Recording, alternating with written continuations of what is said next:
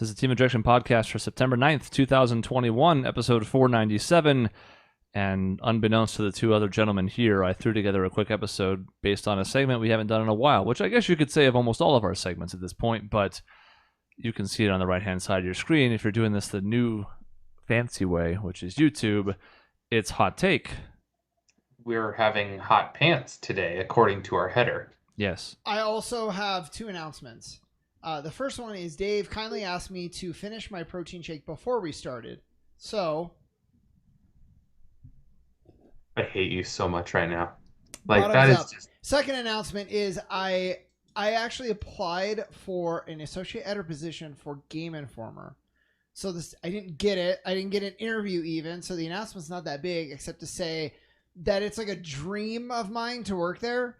And they talked about wanting podcast and video streaming experience. So they could be watching this very podcast. So Dave, for the next hour, I need you to just try your hardest not to say something stupid. I know it's going to be really hard for you to do, but I need to see your A game, okay?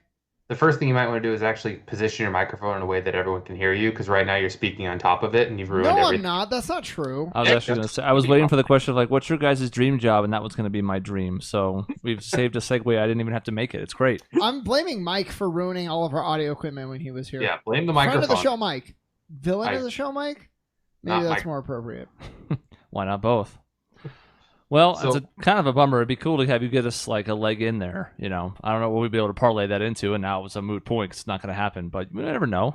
Yeah, I mean, it could happen. I don't think they're going to be like, well, he has 500 episodes, but that one time he wasn't talking right into his mic. So get this guy out of here.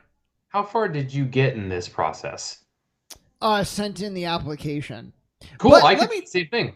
Let me just tell you, it was a very in-depth application. So sometimes you send in a resume and you're like, I don't really care. Like, it'd be cool to get something back, but you type it up, you send the standard resume, standard cover letter, whatever. This one, I tailored it specifically for every single aspect they were looking for.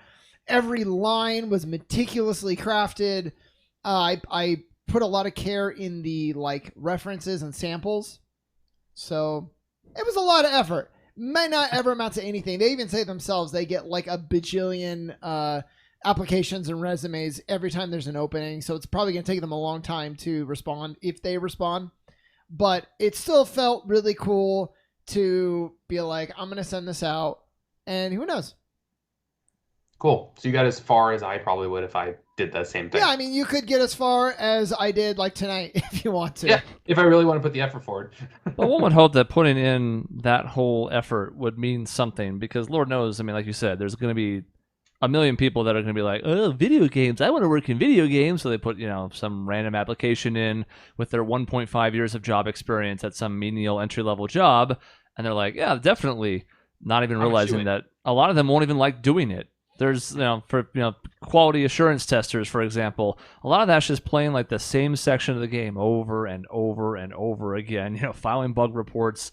It's not just play video games for a living. Which is what I do for achievements anyway. So I'm perfect for that. Mm-hmm. But I mean, to your point, it's we are we like PewDiePie over here? No, but we have a decent amount of views and downloads every single week, over 1 million hits on the website. It's definitely not nothing, and I bet it's a lot more than a lot of people who are applying have. So I'm not feeling hopeful, but I wouldn't say it's I might as well have thrown the application in the toilet either.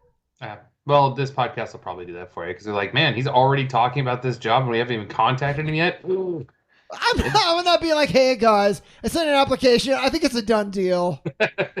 My phone should go off any second now. Yeah, it's kind of like Fight Club. You probably just shouldn't talk about it. Or the alternative, I haven't even gotten a response yet, so fuck GameStop. Yeah, I know. Spot. Anyways. Informer. Yeah. Now they're really going to be like, we were going to consider it. They can't even plug Co-host us right. doesn't even know what it is. All right, well, I went in just the alphabetical order. Normally I don't go first in this segment, but if you're unfamiliar, because it's been a while, Hot Take is essentially us just delivering blistering takes on things. It's pretty intuitive based on the name, but it requires a certain start to the sentence that sets off the entire maelstrom. And so I will say said sentence. I have a hot take. What is it, Chris? Check. I have to be very careful with this, okay? And that's going to maybe take some of the sting out of this up front. For the people who are watching, you can see what's in the top right corner, okay? Remember my position as I start this, right? Okay, great. Because I'm really not actually trying to get myself canceled. If you have resisted preventative medicine, shunned the vaccine, refused to maintain social distancing, refused to wear a mask, and you get COVID, I want you to continue to exercise your right and stay the fuck home.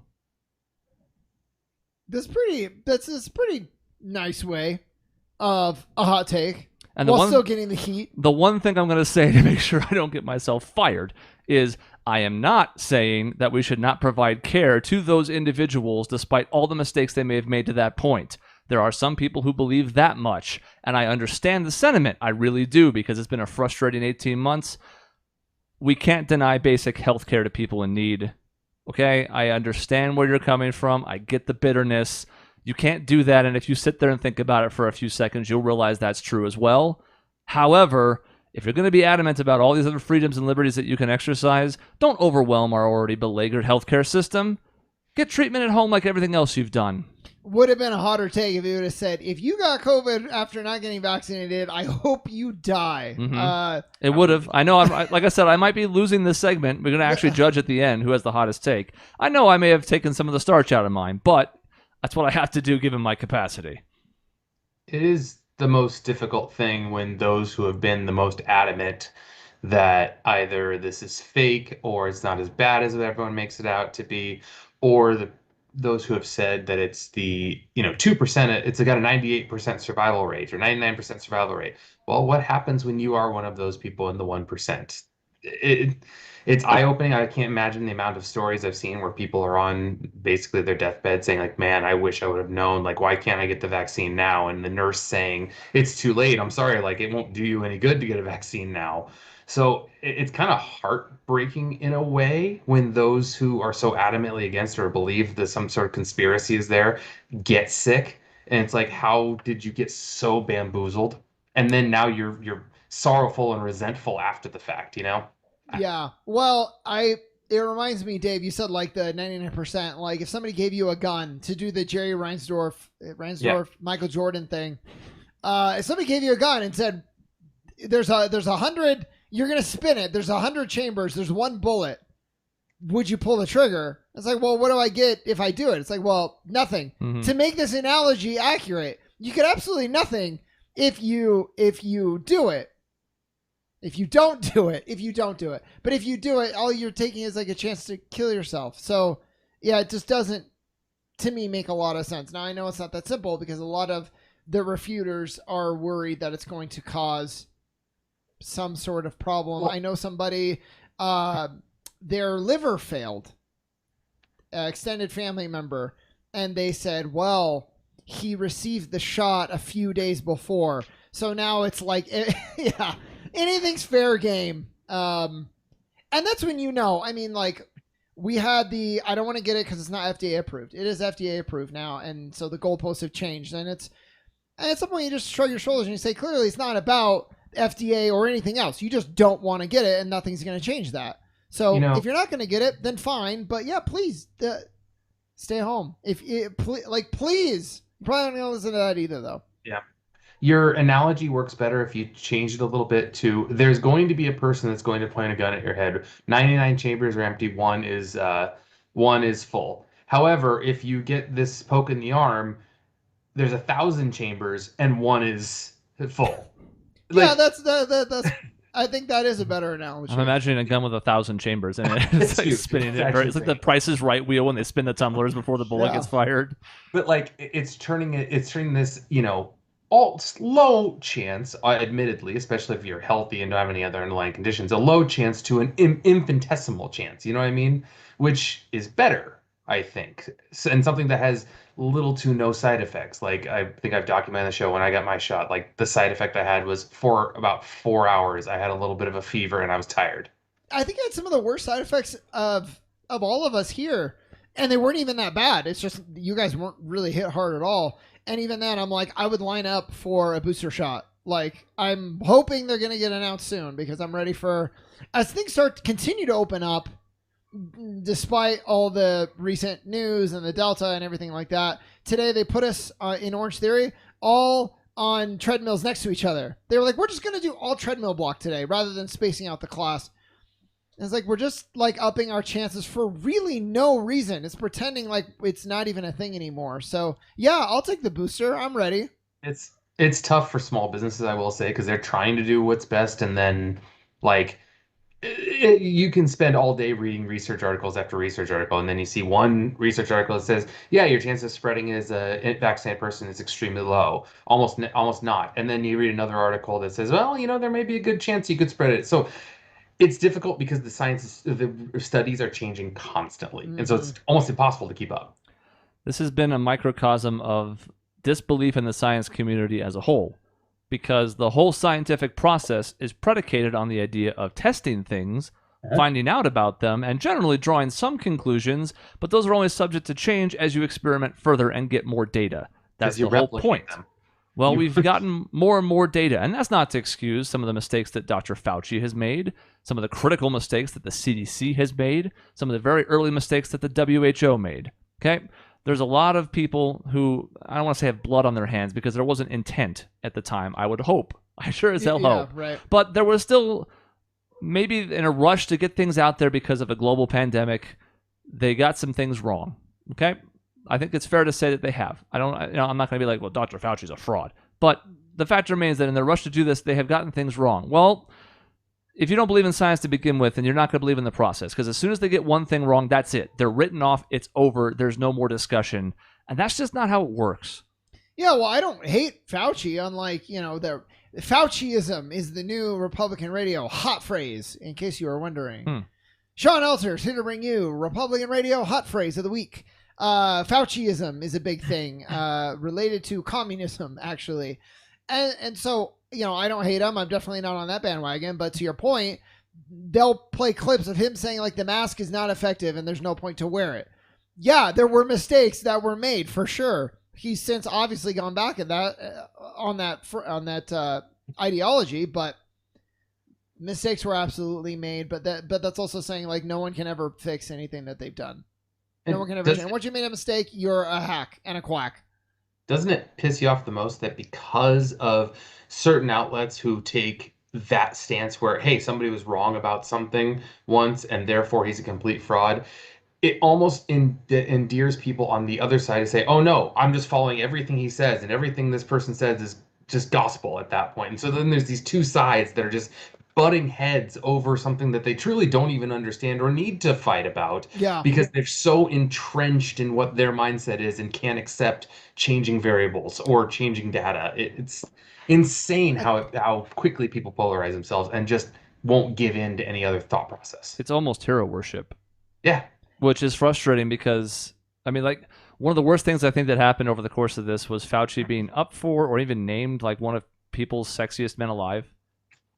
And it was sort of joke, and I don't know if he was just nominated or what the hell, or a certain category. I don't know what the hell it was. I don't care. But like that level of thing reminded me of a certain individual in New York who people were falling over themselves for media briefings for this very same pandemic.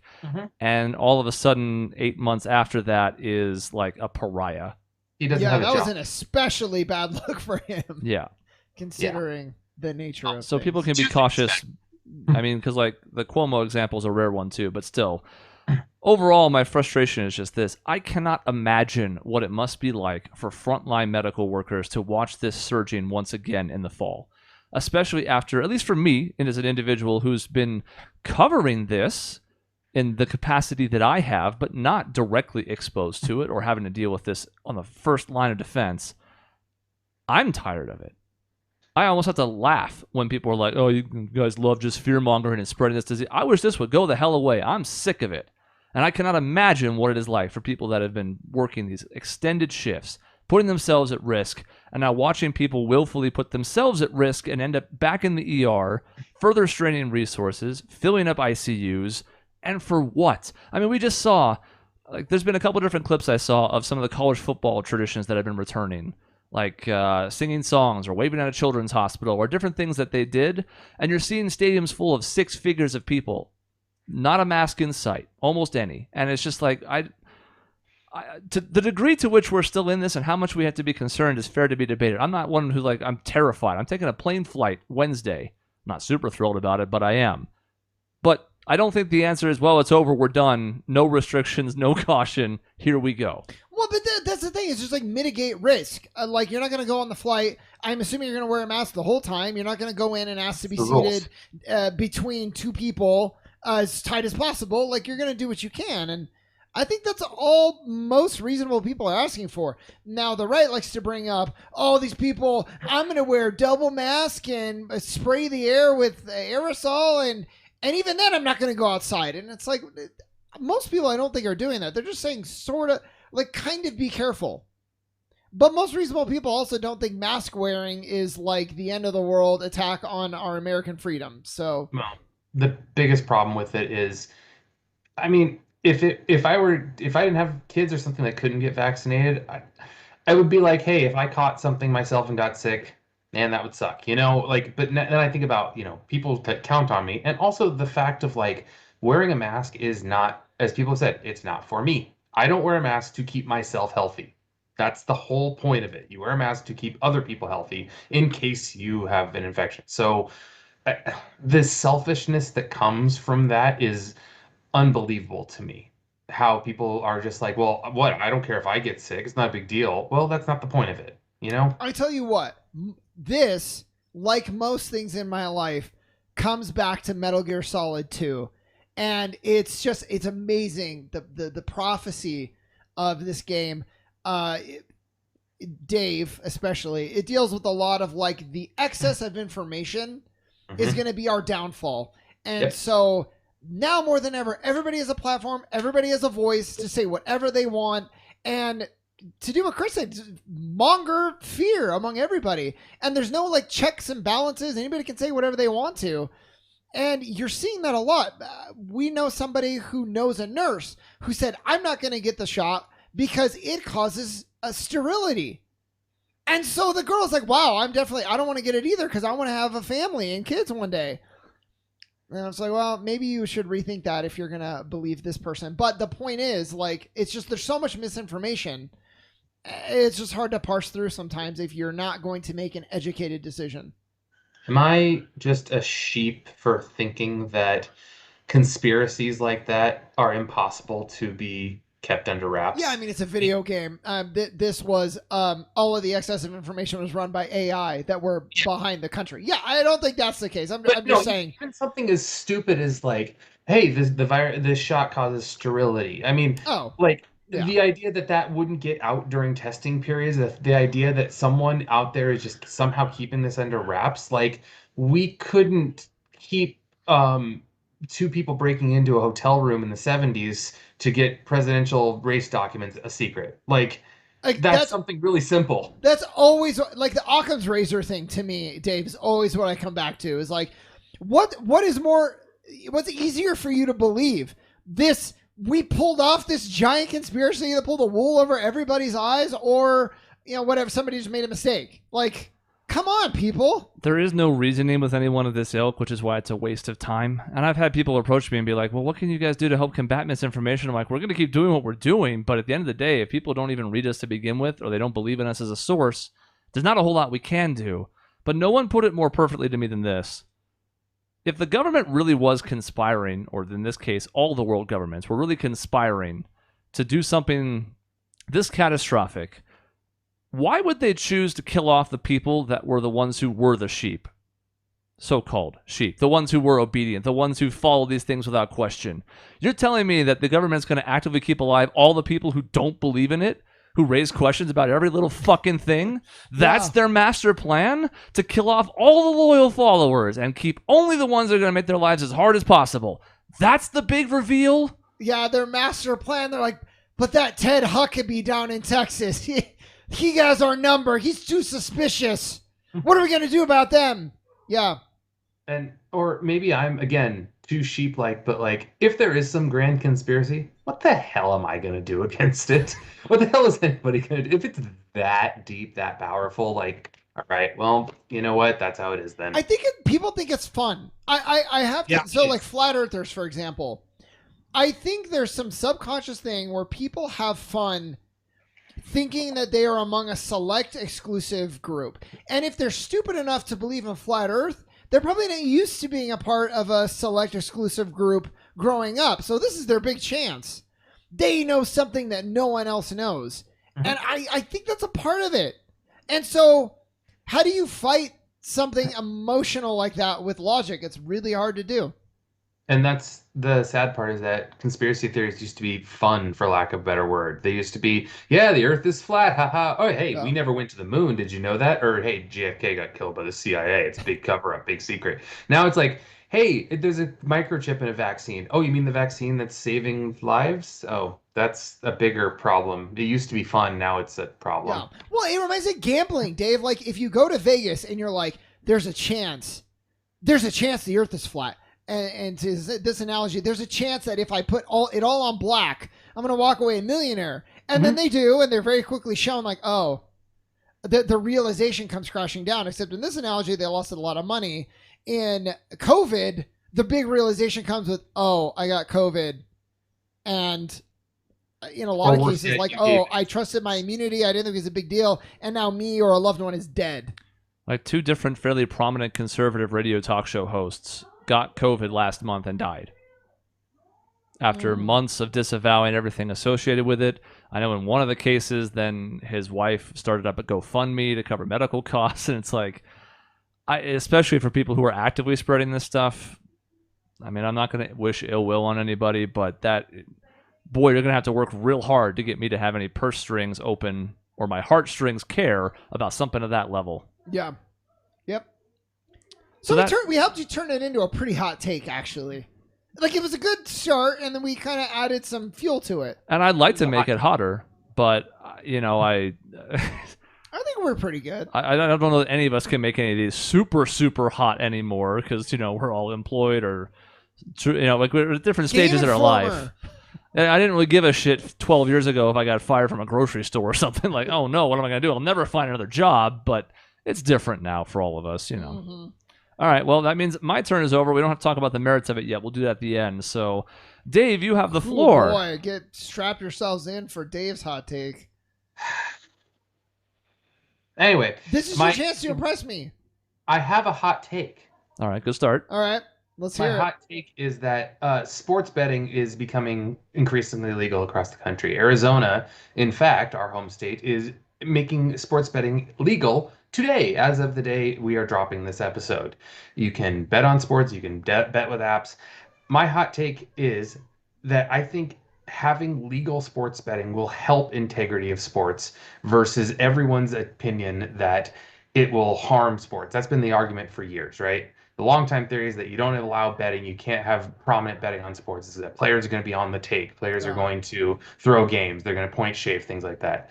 Having it this widespread and this just regulated is going to help the perception, help the integrity of sports because nobody can possibly take money from a betting site. Nobody can possibly take money to throw a game or point shave. There's too much going around for one, the betting sites to throw that in there or try to get it, or two, like the players make too much money to take money at this point. The idea that sports betting is going to hurt the integrity of sports, I think, is a terrible take. Well, it's kind of like the weed thing too, right? Like, when weed's not legal, there's a bunch of back channels and stuff where it's not regulated and it's hard to control.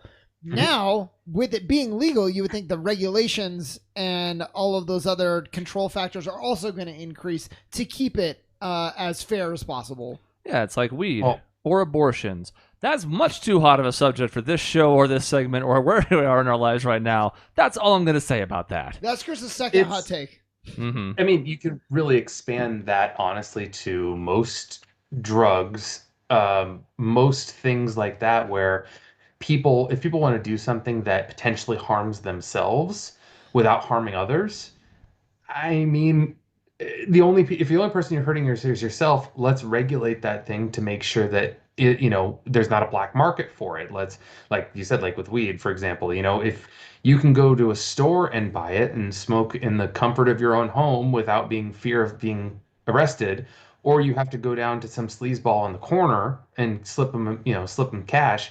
Which one would you rather do? Yeah. I don't know. This one's tough because I think you're probably correct, but I also would say I'm not a huge fan, I think, of like sports gambling being so pervasive to begin with. I think John Oliver probably summed it up the best, and that was sort of like focused on fantasy sports, I think. But it's just like it is a problem that so many people have, and it just seems like it's like predatory almost. Well, Like there's a lot of people are going to do it responsibly, but there are also a ton of people who are not, and this is just spreading the ways that we're going to take advantage of them. yeah, but I mean, the part of the thing that they do now is that all of these sites, when you sign up for any of FanDuel, DraftKings, MGM, the casino group has a app as well. Caesar's Palace has an app as well. All of them, when you sign up on their home pages, on their login pages, gambling help, call here. Like they give the resources to say, hey, I've got a problem and need help right there on the front site, which in reality potentially hurts their bottom line. I mean, but then I look at something that is completely legal, doesn't have any sort of regulation, and that's people who get addicted to the freemium gaming. I mean, I've heard that people who contribute the most to those free to play games, the pay to play games, 1% attributes for like 90% of their profits. Yep. So those people are just as addicted to that thing and potentially spending just as I much mean, money. you're right, but they're making regulations on those things now too. They are now. So They are yeah, now. but it's the problem as well. And again, I've always thought of these things like, hey, making things illegal doesn't help people because people are going to do what they want to do regardless. Like I've heard a phrase online that I thought was funny, was, "Hey, I'd like to congratulate drugs for winning the war on drugs," because they did. Like there's people are going to keep doing drugs. There's some deep dive reads you can do on the entire war of drugs and where we're at today as a result of it. It's Yeah. a fascinating topic. Camera, come back to Yeah. me, camera. But regardless, overall, if there are things that are, potentially harmful for people and may need help, then let's regulate them and make sure we have resources and ways for people to get help when needed, which is what it seems like these are doing.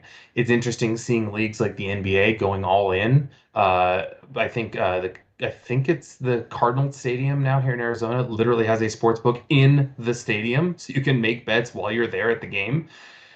I don't know. I prefer it because I think people, for the most part, will be responsible, and those who need help can have avenues to get help. I'm of two minds about this because I kind of agree with the overlap between more accessible sports betting and these freemium games. As much of a fan of Genshin Impact as I am, the stories of people just pouring hundreds of dollars into it are widespread, let's say. There was one like mobile type game that I played that had a setting tucked into its options menu, pretty deep, where it would freeze your account. I think it might have even just been a notification, but I think it was like an account freeze if you spent more than $1,000 in a month. And I'm like, more than $1,000 on a fucking game in 1 month? That's the threshold? We're like, hey, look, we put measures in place, so we're helping people. I think that those front end agreements are a nice touch. It's something, but they're basically just lip service at this point.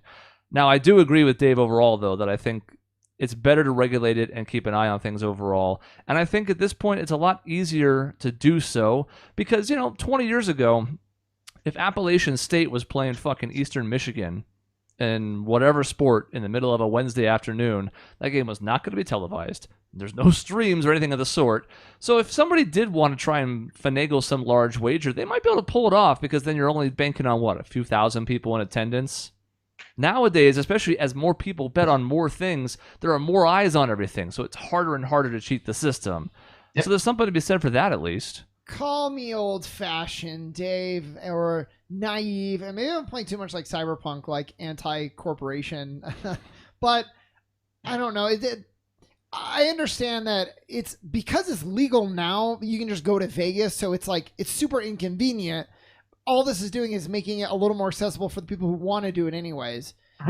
And I get that. I just, like, there's a thing that bothers me of like, oh, the NBA and the NFL, they're really coming on board. They're supporting gambling. And it's like, it just so clearly to me is not, we're not caring about like what this is going to do to people or how it's going to feed their addiction or whatever like that. Nobody cares. It's bottom line. And Because that's why they're finally, like, it's not about integrity or anything. They're finally acquiescing because it's going to make them a ton of money and they want to get out ahead of it. I mean, in a way, yes, but also those who want to do it have been doing it anyway. And those who really want to do it and who are addicted to it, believe me, they've been doing it anyway, dealing with shady bookies who are going to break their legs if they don't pay for it. Now, it's different. You're not having, accounts where you can run up a bunch of debt. You can't run up debt on FanDuel. You got to put money in to do it. So it's going to put illegal bookies out of business now, which I prefer. I want to do a deep dive on the thought process of if people are going to do it, they're going to do it anyway. Because let's bring up drugs again. I bet you if all drugs were legalized tomorrow, you're going to get a huge percentage of people who had never done drugs and probably would never do drugs because they don't have the means or the spine or whatever it is to go the illegal way, who are now going to do a bunch of drugs. And so like the gambling thing, you're going to find brand new addicts because people who didn't want to bother with it before are now going to have the opportunity to do so. I've taken your hot take completely off the rails. You were just trying to say, and it's funny because I actually agree with your take. I do think it is going to be better and more regulated. I think an issue with it from the word go, but maybe that's just me.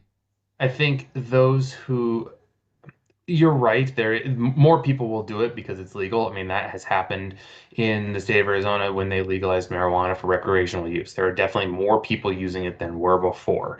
However, I don't believe that leads to it leads to a very, very small portion of people who become addicted to it because, again, for the most part, if you want it, you can get it. You'll find a way to get it. And if you're addicted to it, it's going to happen one way or the other for the most part. There may be cases otherwise, but it'll be such a small fraction of people that would fall into that category. Dave's hot take is he doesn't care if you're a gambling addict. He wants to bet on the Suns. I'm just twisting words. I'm translating. I'm going to hijack your hot take for just one small tangent. Yeah. Online poker still being banned is bullshit. It is. It's so stupid. It's now legal, and I think it's legal in like 4 or 5 states now. I know Nevada and New Jersey, which, Vegas, Atlantic City, etc. makes sense. And I know like Michigan and somewhere else have done it. To me, as sports betting has become more and more widespread, especially with daily fantasy, I don't understand whatsoever. That plus like scratchers continue to befuddle me. It's like you can go to the grocery store and plow $100 into that scratchers machine, which is completely luck-based. There's no skill at all. Yep. At least with sports betting, there's like a research component. There's some knowledge. It's still pretty lucky, right?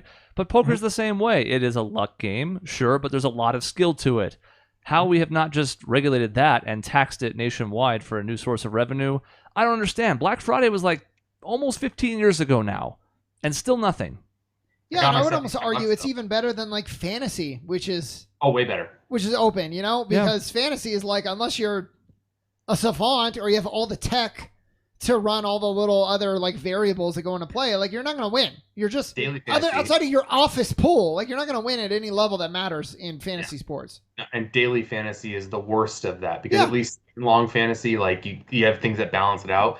Daily fantasy, like 0.5% of all users win. The majority, like 99% of all championships or something like that, and those things. And like podcasts that I listen to, like it's damaged to me that, maybe I don't fucking matter, but it's damaged their reputation to me because I'm like, you're advertising something that I think is complete bullshit, and you're acting like it's some big great opportunity. I know it's just an advertiser, but you can also choose who advertises with you or not. And I don't know. I just like, not only do I not like that you're doing this, it damages your credibility to me. Like, why am I going to listen to a take when you're also in the same breath telling me to like do a daily pick or whatever it is?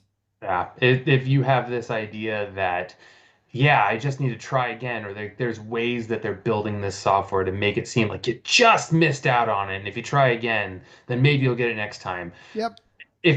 I hate those types of that predatory type of way of developing things. If it's just like, hey, enter $5, here's your odds, here's your chances.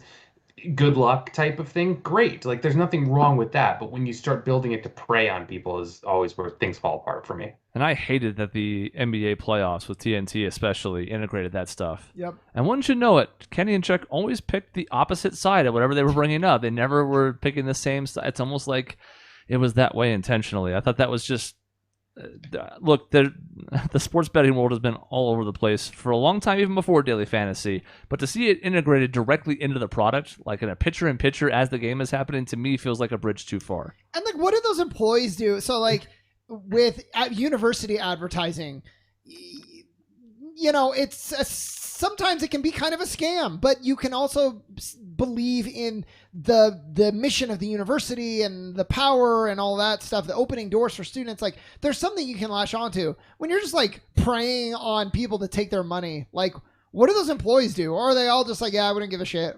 We're all in on it together and it's what we sold our souls and it's cool because we've all done it.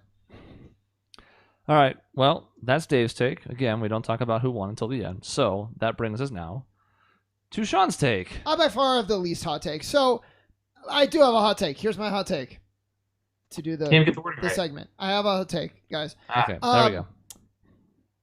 I'm starting to get, to me, this is a hot take. It may not be a hot take to anybody else. I am starting to feel, in some ways, the Marvel fatigue. And I have fought against the idea of the Marvel fatigue for a long time. The problem is that every movie has to conform to the wider universe that they're building towards and like the multiverse now. And I like a lot of that, but I wish there were some ways that they could do a movie and for the most part have it kind of be its own thing. And so Shang-Chi came out and there are references to the greater universe. Wong shows up, fights Abomination. That was cool. I liked all of that. The little references to the blip, that's fine. The third act devolving into this giant mystical kaiju battle that ups the stakes to a crazy scale, but more importantly gets away from what made the first half of the movie so compelling and good. I started to feel like, God, all Marvel movies have to do this now, don't they? Like, no matter how human the story is that they're starting with, there has to be like a giant monster at the end. And half the time the monster isn't even introduced until 2/3 through the movie anyway. I kind of wonder if this is the root of why I would pick Falcon and the Winter Soldier as my favorite of the 3 most recent TV shows, because it could keep to that small scale storytelling. Like, yes, there were nods to the greater universe, and there are things that will have long-term implications going forward, especially with Falcon. But by and large, like, that was still pretty small scale storytelling. It was kind of about what was important to the two of those characters and their immediate bubbles and helping each other and solving things. And yeah, there's super soldiers, but you can shoot them and kill them. So like, they're not that powerful. Yeah. Like all of it just kind of meshes. And that was not a knock against WandaVision and not a knock against Loki. But when you think about Loki and its stakes, when we're talking about entire universes potentially collapsing, sometimes it's harder to connect to that. So it feels like this is almost in the same vein now. I haven't seen it yet. I want to. That is a little disheartening because, this is a really cool story with a really unique cast, and origin stories are something Marvel's consistently done very well. So it's a shame if they don't stick the landing on it. Well, and let me say, this is it's probably top 5 Marvel. Like, I love this movie. So let me back up and establish that. I thoroughly enjoyed it. I thought it was among the very best of the origin stories they've ever done, and probably one of the best Marvel movies, period. I would want to say top 5, but there's so many now, top 5. It might not be able to squeeze in. It's very good. And if nothing else, at least the big giant CGI finale has something to do with like Chinese culture. So I liked the mysticism. I liked that framing, and I thought that was cool. But like, again, I was there because the best Marvel scene maybe that has ever been filmed takes place where it's a dude on a bus fighting other dudes on a bus, and that's it. No one has any powers. Somebody has an enhanced arm, but that's it. Everything else is just really kinetic, excellent choreographed fighting, and it's so good. And there's a few more scenes of that I think are the best, some of the best Marvel's ever done. and then they get away from that. There's some wuxia fighting. That's the like, crouching tiger, hidden dragon, kind of floaty, whatever, which is fine, and I like that. But then, yeah, again, you have like riding dragons and flying and stuff at the end that it like loses me a little bit. I thought it was a little bit of a messy third act, especially because a lot of characters they have their big revelation, and like I was like, oh wow, maybe they've been training for like 2 weeks, a month, 2 months at this point. No, it turns out it was a day. It was one day. Someone who's never picked up a bow before is a master archer now.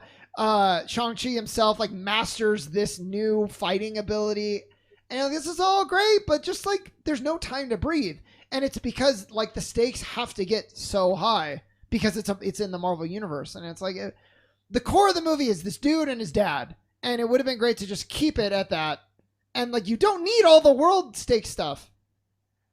Doctor Strange was kind of the same way. Like I liked what they did with that finale, but it's still this dimensional threatening enemy that you don't even hear about until like the movie's a long time in. That's the other problem. They do the Ganondorf thing where there's an established villain that's really cool, Mads Mikkelsen and Doctor Strange. You care about that dynamic, and then they do like the bait and switch. Yep. See you later, Zant. I don't understand it, and there's nothing inherently I would think that says it has to be this big CGI thing, but it always is. And it's starting to just get like, I wish it wasn't like that. Oh, with that said, I would still give it like 8.5. Is excellent. One of my favorite experiences with a Marvel movie. Yeah, I loved it. I just wish, like you said, it had stuck the landing for me a little bit more.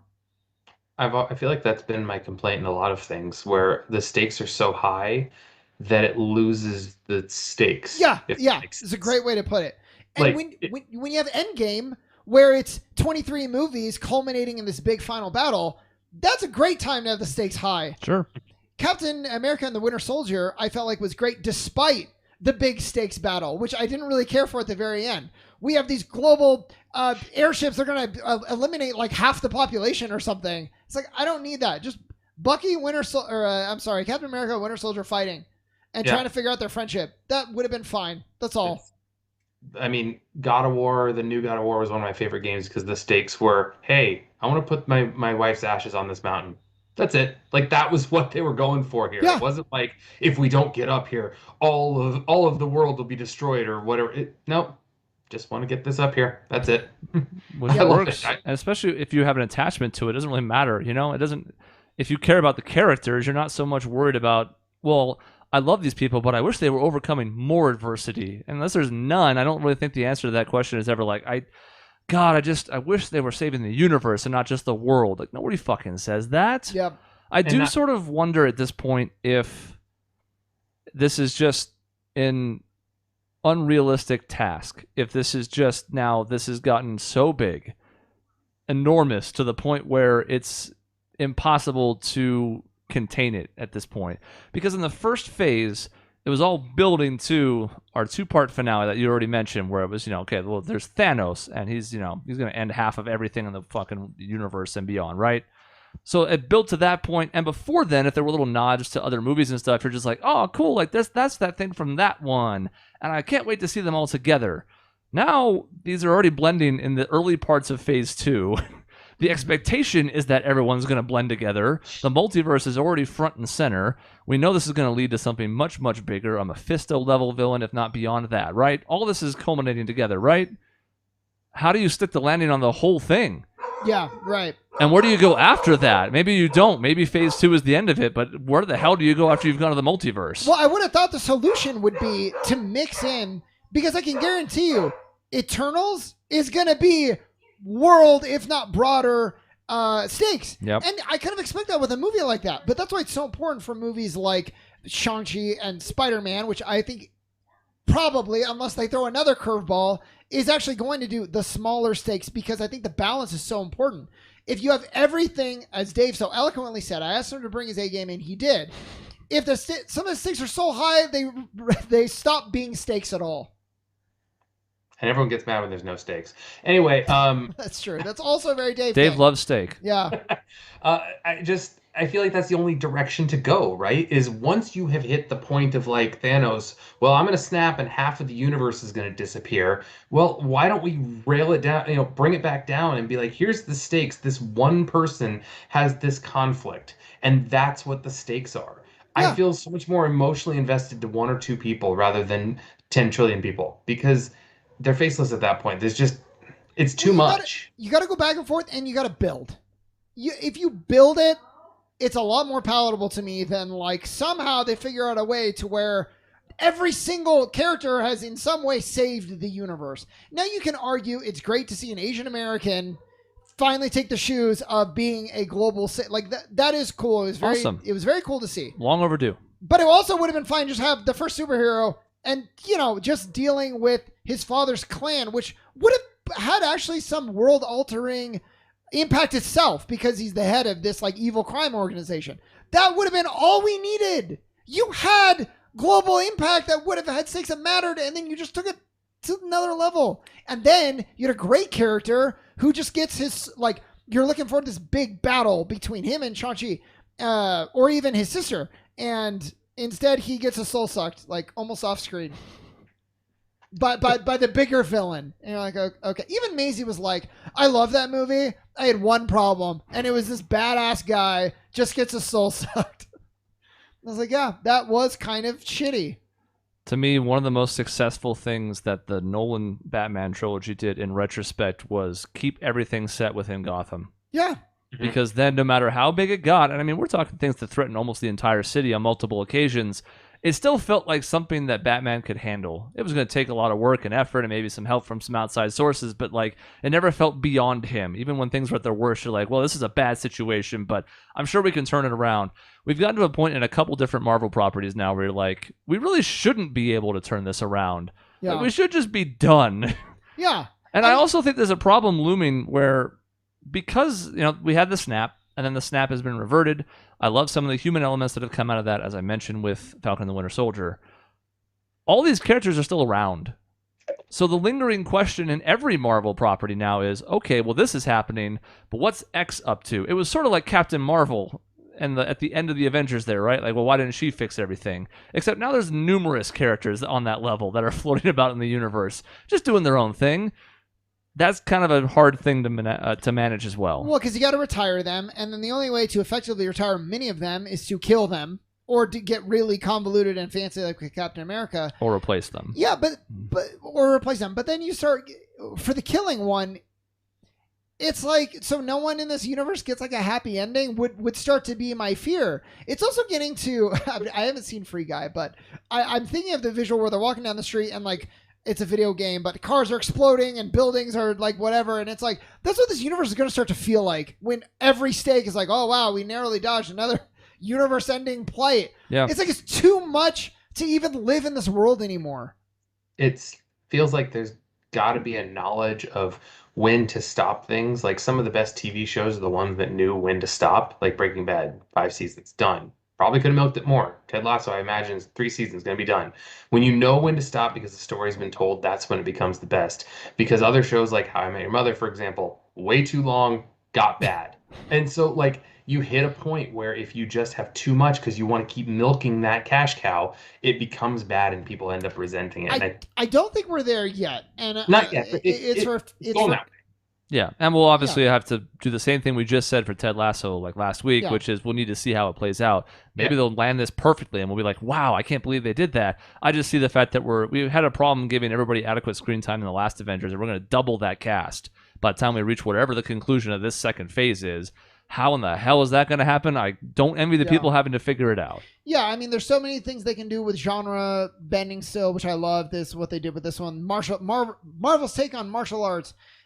There's different, definitely tons of diversity and representation avenues that they can go. But I just think it's important that like they rein in the stakes when it's appropriate. I feel like some of my best some of my most favorite episodes in TV history or movie history, TV especially, but like when there's been a giant thing that happened. Star Trek: The Next Generation, for example, had Picard, the captain, turned into one of the Borg, one of the bad guys. The next episode that they had was him dealing with that, going back to his family on Earth and dealing with it. One of my favorite episodes because it showed the human side of like, holy shit, this was intense. Like, I can't believe we survived this. How do we recover from this? As opposed to, all right, let's just get back out there type of thing. And I feel like if you have a major event like that and you have maybe a movie for a character to kind of show them sunsetting, like going off into the distance, like going out to like having a closure for them that could be happy where they don't have to die, that's a great way to end their story potentially. I don't know them well enough, but it sounds like it'd be a good plan. You're on that completely the right track. That's my hope for Thor. The next Thor movie, I will be disappointed if he does not ride off into the sunset. Like, he's earned it. He gets to go maybe restart his kingdom somewhere else, far removed. He never has to show up again. Mm-hmm. That would be fine. He lost his entire kingdom. Let's just focus on sort of like bringing it back. If he sticks around for a long time, I think you start running into like, okay, is this character ever going to get, he's either going to be killed, which would be disappointing, or like he's never going to get the closure that is satisfying from a storytelling perspective. The only reason I'm concerned it's not going to happen is just because of now Loki's involvement with the multiverse. But yeah, so it's who like, knows, is man? Loki going to keep running around and there's not going to be Thor there as a foil off and on? I don't know. But I mean, again, I'm interested to find out. Yep. All right, let's quickly decide who won. I don't even care who lost. We'll just pick first place. We don't have to pick third. I don't know. I like Dave's. I like Dave's because we ended up getting into it, even though it wasn't even really Dave's take. I just derailed it completely, but we had a lot of really good conversation. Yeah, I would say the only reason I'm not saying I vote for me because I want me to win, because I do. But no, the only reason I wouldn't vote necessarily for Chris is because it is such a hot topic already throughout the world that it's like, we all agree with it so much, so it's difficult to be a hot take, I guess. Yeah, I mean, I would be fine voting for Chris's too. I think yours should win. Just don't vote for mine.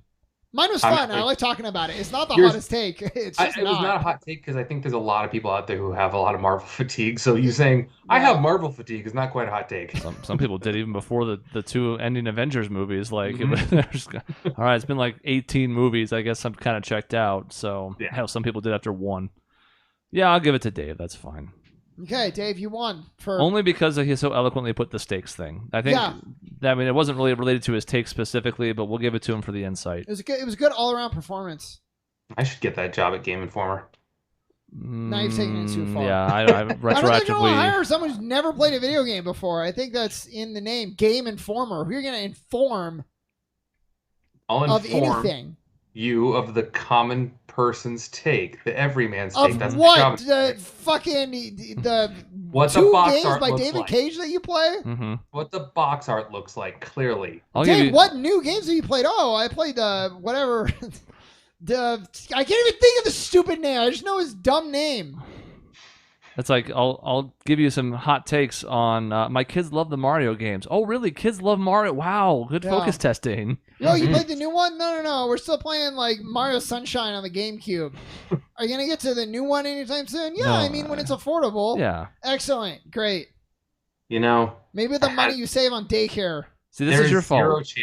Zero chance that I could let the happiness stay any longer than about 30 years. You did this. What do you want? You won the first We prize. both acquiesced. We were both like, you know what? Yeah, we're going to give it to him. And you're like, yeah, well, I'm going to fucking spike the ball in the end zone. We're like, whoa, okay, let's act like you've been here before, even though you haven't. God, he wants everything. All right, well, that's the end of this episode. Hopefully next time we won't make a mistake and pick Dave as the winner of something. Programming announcements. Number one, there's no show next week because I'm going to be gone. We are going to try and get to some NBA, but that's going to take up the entire Wednesday night that I just get back. So no episode next week. We'll be back the 23rd with episode 498. That episode will also be live. Yeah, I was about to ask you about that. Are we going to do the announcement? And then you just did. Yep.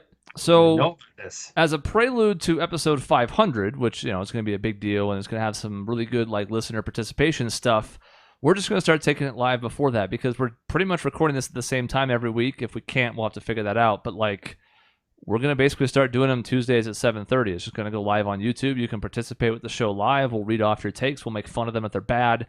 There may even be some more like participation stuff if we go back to more of the game segments where people can actually join in live. And it'll still be available on demand on YouTube just afterwards. It'll still be on all the podcast platforms, but there's really no reason not to, and I already have the infrastructure to do it. We did it a few times with Michaela on some of those live streams. So yeah, I was going to say, it's not going to change anything going live. We're going to meet at the same time. We're going to do the same talking thing. If anything, it's just going to enhance a little bit because we can actually have some interaction. But you got to tune in for the interaction to happen, so please do. You have your chance to get your voice out there. Let us know how much you agree with me. Yeah, you can vote in the future on who won these segments and not us. So fan club you've never even thought it was possible. Yeah, that was a running joke, if you remember that, in like the first 100 episodes of like all the fans of Shaun fighting all the fans of me, and like the fans of Chris sitting on the side like, those inelegant swines out there. And it only took 400 episodes to actually make it a reality. Yep. My fan club always was the most discerning, wasn't it? It's true. You're just sitting there stroking your beard. So, so I guess that actually means that September 21st is when that episode will air. In retrospect, this is now a wrong date, but, force of habit. And it'll probably go live on the platforms as well. I don't think I'm going to keep posting them on Thursday. There's no reason to make it delayed. So I guess that date's wrong, but you get the idea. There'll be a notification about it on YouTube. If you haven't already, go over there and subscribe. You'll get notifications when we're going to have a live stream. It'll be announced hours in advance and it has a countdown and the whole shebang. And if you still prefer it in the podcast way, then again, you're already in the right place. You have all the stuff subscribed. You're good to go. That's it for this episode. In between shows, you can find us at our website, objectionnetwork.com or youtube.com/objectionnetwork for new videos 7 days a week and the live podcast. See you next time.